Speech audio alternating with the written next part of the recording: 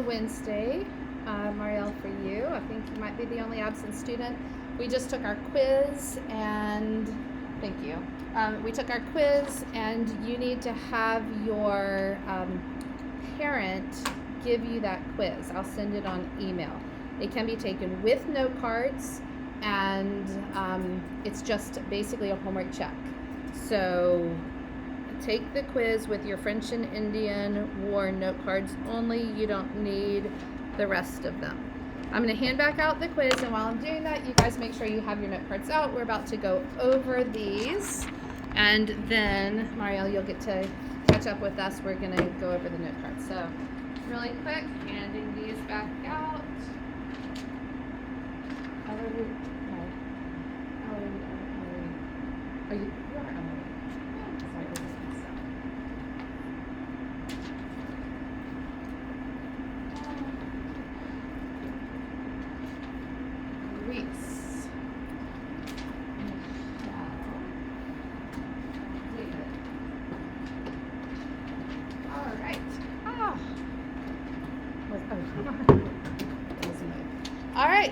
So, you guys okay with going over these with the lights off today?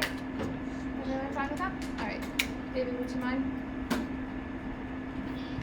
Okay, so this very first question, you could look at your card because it's fine to look at your cards if you want to answer it, but I don't think you need to look at your cards because you can look at the board and see the flags and tell me the two rivals on different sides of the French and Indian War, whose flag is this one?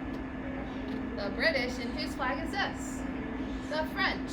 So these were the two rivals. They had hundreds of years of history of fighting against each other in different contexts. And you even see it in this war at the very end when the French give a whole bunch of land to whom? Spain, just to keep it away from the British. So you sort of have to think in the context of a world when everybody's rushing around trying to collect as much land as possible, to just give massive amounts of land away to another country just to keep it from your rival. It's like a very bad football rivalry, really, to try to keep people from land that bad. All right, so speaking of these two things, now I'd like to hand. Britain, west of the Appalachian Mountains. Yes. What was the? Just tell me, Britain. What did Britain want? Exactly. They wanted space to put more. Well, what goes with farms? People.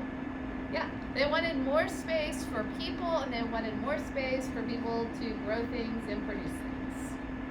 What about the French, Donnell? Trade routes. Yes, the French had a different idea for how to make money, and it was trade routes. So, I had told you last class that we were going to talk today about why the French and Indian War even matters.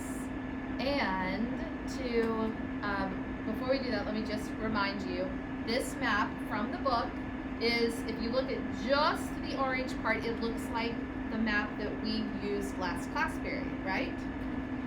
When we went over them, the colonies maybe they had Dutch or the Swedish, but by this point in history, all of these are British territories. But up here in Canada, the French were had most of the territories. And this right here was the disputed territory. On the other side of the Appalachian Mountains, right here near Charlottesville, on the other side of the Appalachians was the disputed territory during the French and Indian War. So the reason why we are talking about this today, or the reason that this is a big deal, is because of a big word that starts with an M. It's called mercantilism. Mercantilism is an economic theory. So when I say economic, that means it has to do with what? Okay, well, what's the economy? It's how people do what? Yeah, how they live and how they make money. Right. So the whole reason why the French and Indian War matters is because we had a situation going on in the world at this time where there were some big, powerful countries. Our little cartoon here calls them mother countries. Some powerful countries that were trying to gain territory wherever they could find it in the world. And here, this one looks like a British queen to me, this particular one. But you can see that this mother country is being served by 3 maids. The 3 maids are bringing different things to her: gold and silver, foodstuffs, raw materials. So let's stop for just a minute, and I want to ask you a question. Why in the world would a tiny little island country like Great Britain, or a little country of France in the middle of Europe, or Spain on the edge of the Mediterranean Sea, or any one of these countries, why did they want to have territories all over the world? Why did they want to have, they have colonies in America, South America, Africa, India, Australia? Jyoti, what do you think?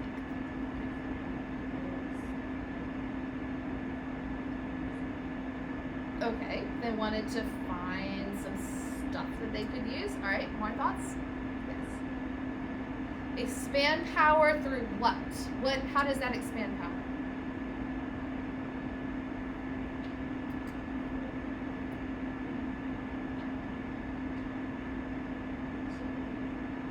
Okay, like having just more people that you're ruling over. If you're counting numbers, I suppose that would count. What else, Donnell? Money is a big part. Now, press into that a little bit more. How are they going to make money off of all of these colonies? Charlotte? What? Trade? Yes, there's going to be trade going on. With whom? With the other countries, but how do the colonies help them to have trade with other countries?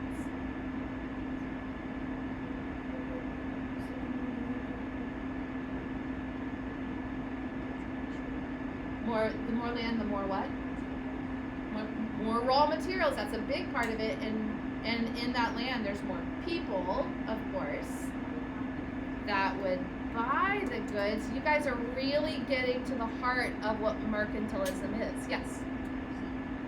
Well, that's true. They can also make money off of taxing them, even taxing them on the stuff that they're trading.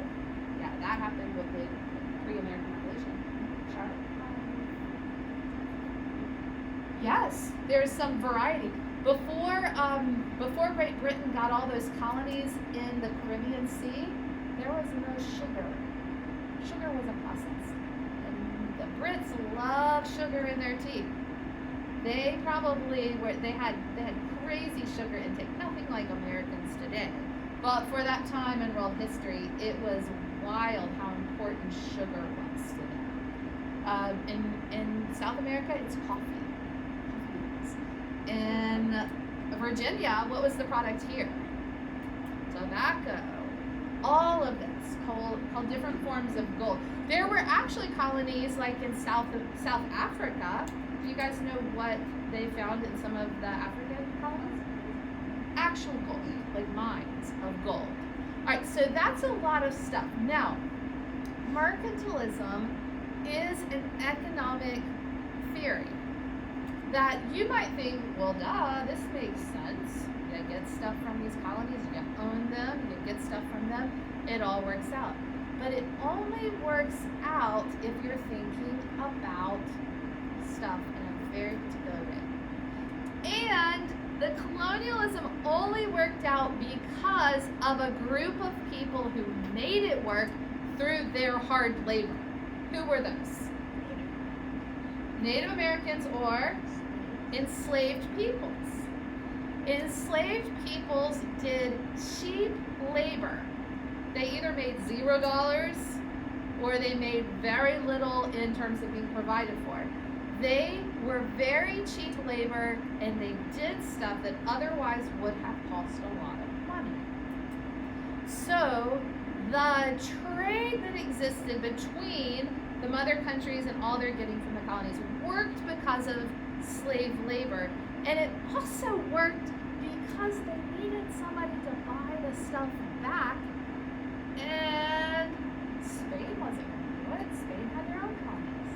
France wasn't going to do it. They were off trying to find their own sources of sugar and tobacco.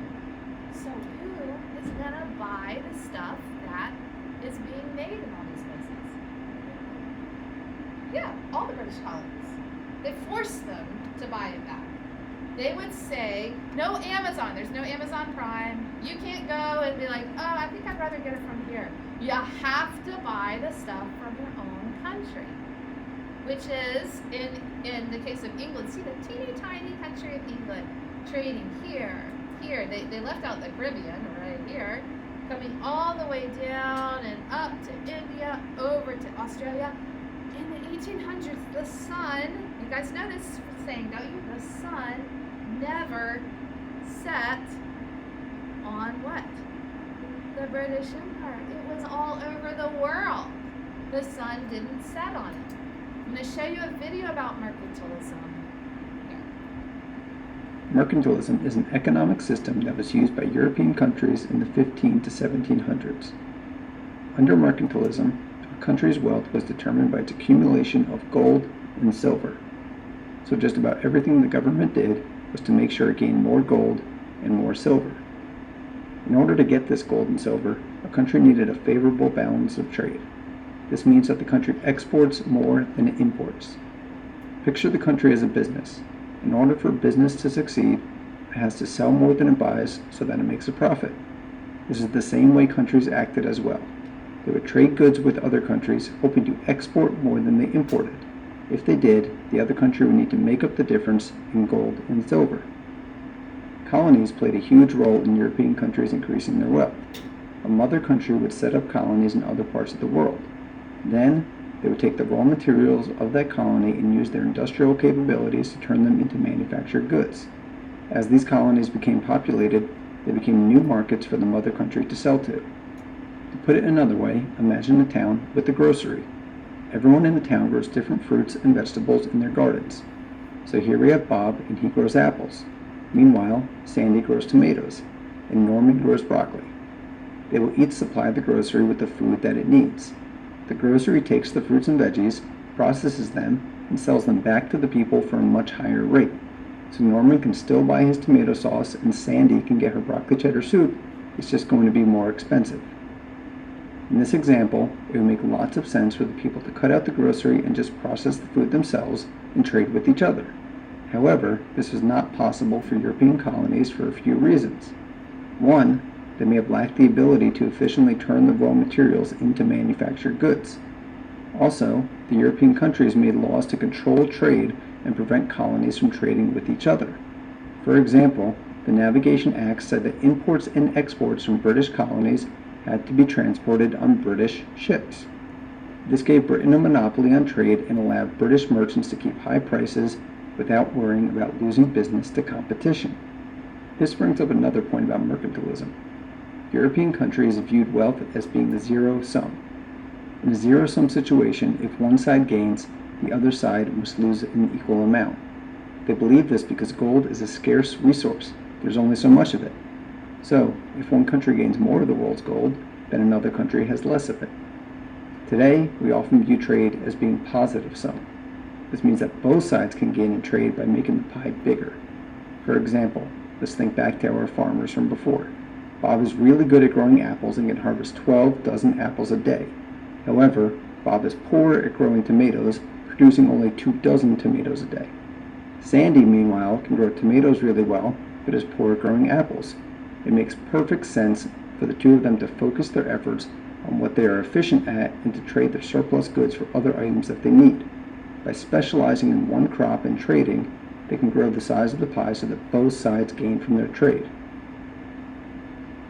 Some other countries benefited from mercantilism and colonists were hurt by it. There was, however, one group that was hurt even more. The natives of the land where colonies were being created were being introduced to new diseases and pushed out of their homes. This would threaten their way of life and their very existence. Alright, so it closes right there at the very end by saying that the people who really lost the most were the natives of the land. And we kind of talked about that a minute. But I wanted to tell you that you guys all know that Queen Elizabeth just died, right? Everybody followed the news a little bit? I was reading an article about the Queen's death, and I realized that the Queen's death overlaps a lot with the French and Indian War because of the idea of mercantilism. So you have to track with me a little bit here to follow what I'm saying, but I want you to think about this. I was reading an article about how some of the former British colonies in the Caribbean Sea, like Jamaica, Barbados, some places like that, were responding to the Queen's death. And you'll see here a picture of some soldiers in Jamaica shooting a 21-gun salute in honor of the Queen after she died. And now they're having to figure out, oh wait, we have to change our, what we do ceremonially because now we have a king, not a queen, so we have to do that. In Jamaica, it's stirring up interesting conversations because a lot of the young people didn't realize that their country is still connected to Great Britain and to the monarch there. They still have an actual connection. In the entire reign of Queen Elizabeth, which was how many years? 70 years, she visited Jamaica 4 times. And that was a lot for some of the colonies, for there were other places that she might have visited only 1 time in her entire 7 years of being queen. But these places still were expected to, have some sense of loyalty to her and incorporate her into part of their things. So, but what it's done is it's stirred up this remembrance of the history of their countries and why Jamaica even has a British connection. Why do they have the connection? Well, because of what Jamaica could produce, the sugar that was down in Jamaica. And the native Jamaicans were essentially forced into hard labor in order to produce this when they were a British colony. There's other places like Barbados that literally got independence a year ago. Now, they weren't, I don't want you to feel like Great Britain was still like controlling them and telling them what to do, but they didn't officially declare independence until very recently, last November. So for some of these people, they're thinking about the past. They're thinking about the fact that this is, for instance, when Queen Elizabeth had been queen for 4 years, and she is going to survey her troops in Nigeria, Africa. Look at the Queen, look at these British soldiers, and look at the native Nigerian soldiers who are here, and something just feels a little off about this, right? This is back in 1956. Nigeria is not any longer connected to England like this, but it was very common during the time when Elizabeth became queen for these colonies to basically owe loyalty to England. Over 20 nations got their independence since Elizabeth, like after she became queen and before now. So that is a lot of places that are just within the last 70 years disconnecting from the colonial system. That was all part of the mercantilism. This is before Elizabeth's time. This is when her father was the regent. But look, even during this time, at all the countries in red, down here, all these islands in the Caribbean, these are different countries.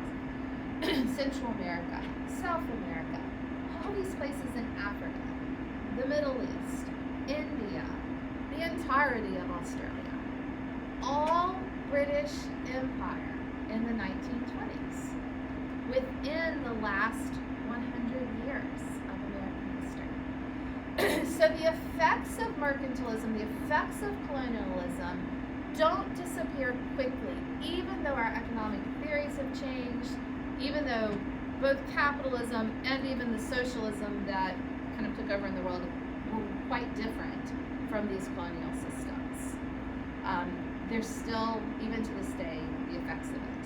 So before we move on to other stuff, does anybody have any thoughts, comments, questions at all about how the colonization affected the economy or anything?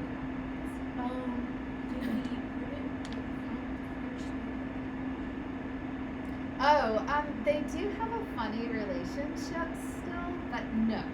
There's a lot of trade back and forth. My sister-in-law is British, and her parents retired to France. There's a lot of movement now. Part of that was because all of those countries were connected in the European Union. But if you guys, I don't know how much you track the news. About 6 years ago, Britain exited. Well, it took them several years to do it, but within the last 4 years, Britain fully exited from the European Union. So that makes things a little complicated. But I think that they were all worked together for a while. And they all had to fight Hitler together, right? So World War II was a bonding experience. So now they don't hate each other like they did for hundreds of years.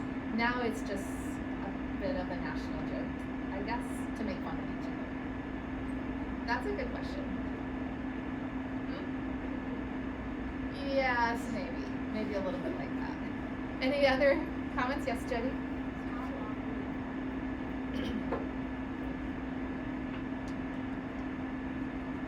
On a ship? A month, maybe? I mean, yeah, you're going, when you come that way from here to here, you're going probably against the trade routes. You might have studied this if you did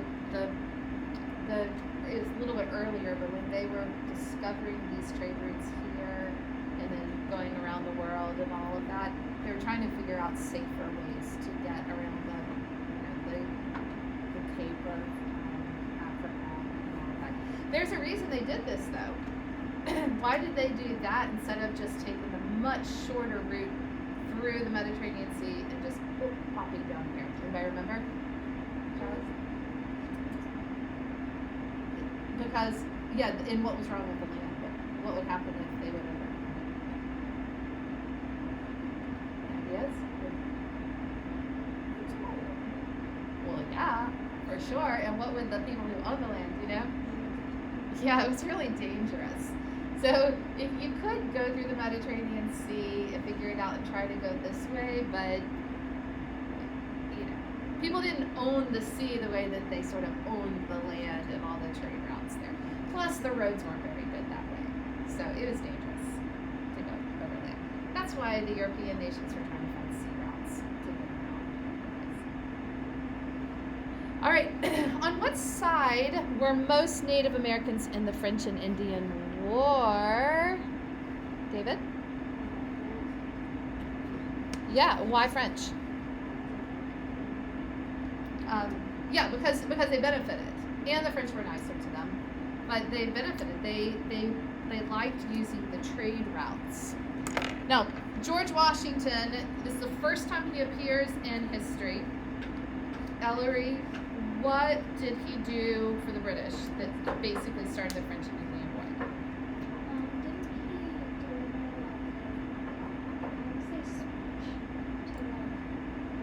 There were words, but there was something more than words that actually started the war. Stronger than words, we'll say, a little bit more powerful.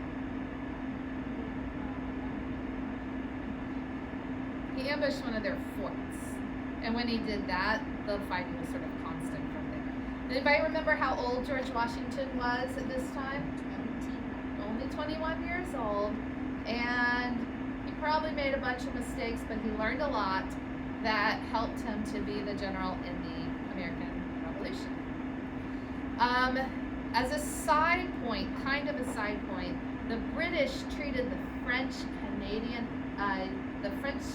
Canadian Acadians poorly. Charlotte, what did they do?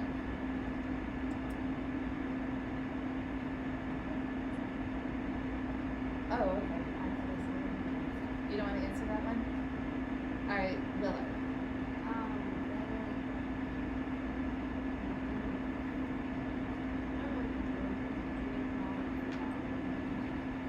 they did. It's called the expulsion. Did you want to add to it? Well, from Canada. They started in Canada. Yeah. And I'll show you a picture in just a minute. But before I show you the picture, they were Catholic Acadians. Why do I point that out? What were the British? They're Protestant. And we know that from all the way back in the days of King who? King who? I just didn't hear the word you said. Yes, King Henry VIII. King Henry VIII. Was Henry VIII a very devout Protestant, a very religious man who loved God so much? Why did he start the Protestant Reformation? He wanted to be divorced. And thus he was part of starting the Protestant religion. And there was a lot of wars between Protestants and Catholics during this time, so unfortunately the Catholic Acadians were being treated poorly too right here. Now, what I wanted to show you, besides the fact that it was a pretty terrible thing, but don't think like Hitler kind of terrible. It wasn't like anybody said, hey, let's figure out the best way to kill a bunch of Acadians.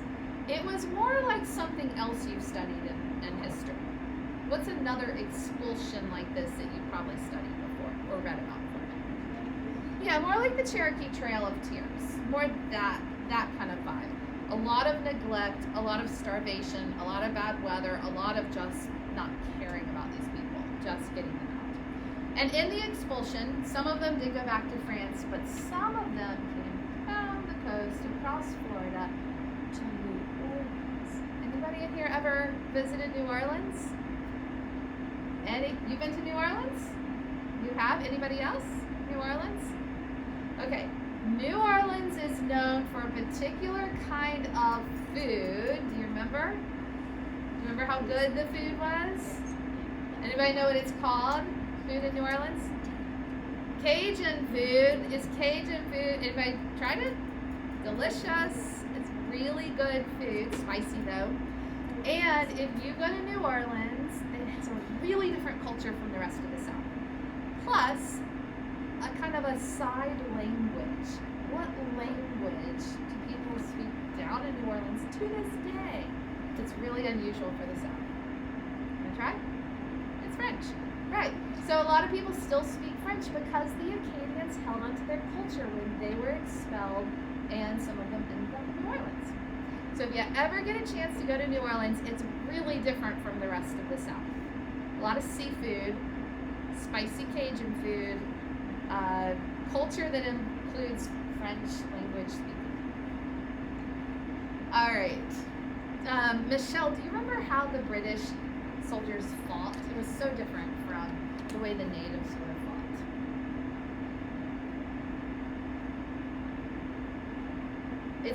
If you've ever, anything that you've ever seen with British soldiers, they always look the same. What color did they wear? Do you know what they were known as? Okay, I'm asking too much. Here we go. They were called the Redcoats, so they wore bright red coats.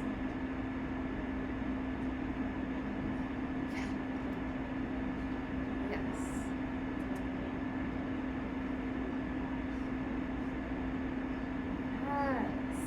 Right. So the British are just straight lines, formations, waving flags, beating drums, and the Native Americans with not rifles but what? Bows and arrows were a lot better shots because you know the rifles were really bad back in these times. They would shoot them and it would just kind of scatter. That's why they fought in lines. They were just sort of hoping to hit anything. So this is the way they were.